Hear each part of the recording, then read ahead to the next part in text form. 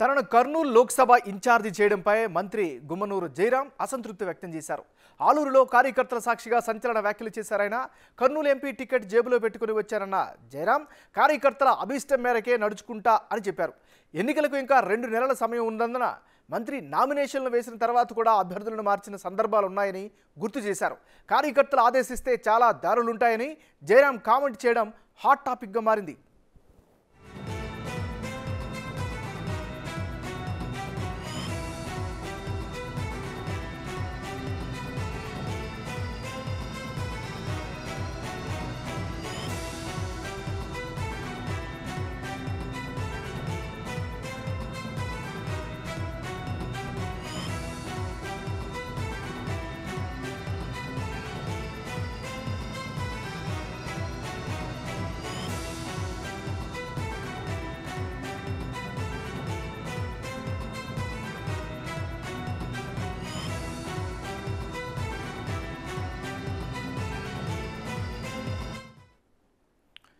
బులెటిన్లో మనం ఒక బ్రేకింగ్ న్యూస్ చూస్తున్నాం. తనను కర్నూలు లోక్సభ ఇన్ఛార్జి చేయడంపై మంత్రి గుమ్మనూరు జయరాం అసంతృప్తి వ్యక్తం చేశారు.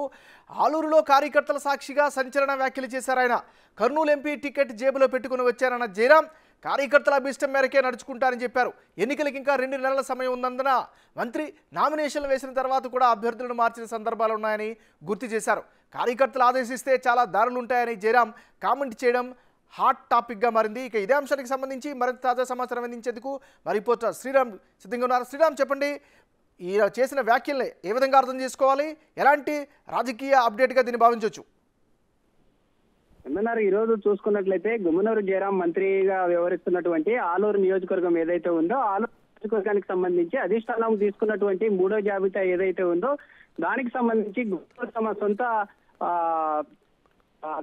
క్యాష్ కు సంబంధించినటువంటి వ్యక్తి ఎవరైతే ఉన్నారో విరూపాక్షి అనేటటువంటి వ్యక్తిని 3వ జాబితాలో ప్రకటించడం జరిగింది. ఇప్పటికే అధిష్టానం ప్రకటించినటువంటి మేరకే నడుచుకుంటానని గుమ్మనూరు జయరాం చెప్పినప్పటికీ దాదాపుగా ఆలూరు కాన్స్టిట్యున్సీలో 2009 నుంచి ఇక్కడే ప్రజలకు సేవ చేస్తూ ఉన్నానని, దాదాపుగా ప్రజలు 15 సంవత్సరాల నుంచి ప్రజలు కూడా తనకు సహకరిస్తున్నారని, నేను మంత్రిగా ఏ రోజు కూడా గొడవలకు కానీ లేదా వివిధ రకాలైన కార్యకలాపాలకు ఏ రోజు పాల్పడలేదంటూ కూడా హాట్ కామెంట్ చేయడం జరిగింది.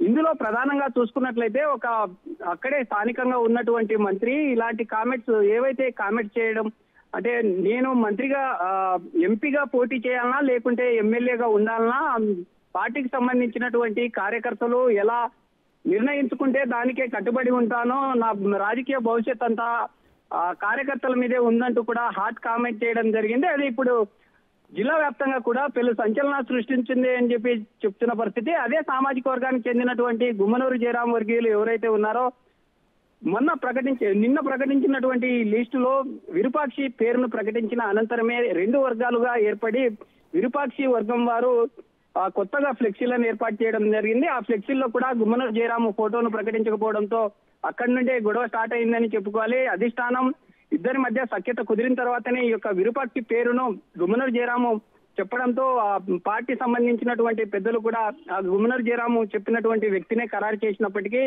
గతంలో గుమ్మనూరు జయరాం మీద ఉన్నటువంటి ఆలూరు నియోజకవర్గంలో వ్యతిరేకత కావచ్చు లేదా వివిధ రకాలైనటువంటి సర్వేలలో గుమ్మనూరు ఈసారి ఆలూరు సెగ్మెంట్ లో పోటీ చేస్తే పార్టీకు ఎదురు దెబ్బ తగిలే అవకాశాలు ఉన్నాయంటూ కూడా సంకేతాలు రావడంతో ఆలూరు సంబంధించినటువంటి సెగ్మెంట్ ఈసారి ఎలాగైనా గుమ్మనూరు జయరాం కు సీటు కేటాయించకూడదు, అదే సామాజిక వర్గానికి సంబంధించినటువంటి బీసీ ఎక్కువగా ఉండేటట్టు వాల్మీకి సామాజిక వర్గానికి చెందినటువంటి వ్యక్తిని ప్రపోజల్లో ఉండటంతో ఇక్కడ సీటును మార్చడం జరిగింది. అయితే గుమ్మనూరు జయరాం సంబంధించినటువంటి వర్గీయులు తమ సోదరులు కావచ్చు పూర్తిగా పార్టీ అధిష్టానం తీసుకున్నటువంటి ఈ నిర్ణయం ఏదైతే ఉందో తన బ్రదర్ అయినటువంటి గుమ్మనూరు జయరాం ను ఖచ్చితంగా తమ ఆలూరు నియోజకవర్గంలోనే ఉండాలి, కర్నూలు సంబంధించినటువంటి ఎంపీగా పోటీ చేయడానికి వీల్లేదంటూ కూడా గత కొంతకాలంగా అధిష్టానానికి చెప్పినా అధిష్టానం ఎలాంటి నిర్ణయం తీసుకోలేక గుమ్మనూరు జయరాం సంబంధించి ఆలూరు నియోజకవర్గం కావచ్చు లేదా సొంతంగా ఉన్నటువంటి నియోజకవర్గంలో పొమ్మను వారు కాకుండా పొగబెట్టు వారు అనే విధంగా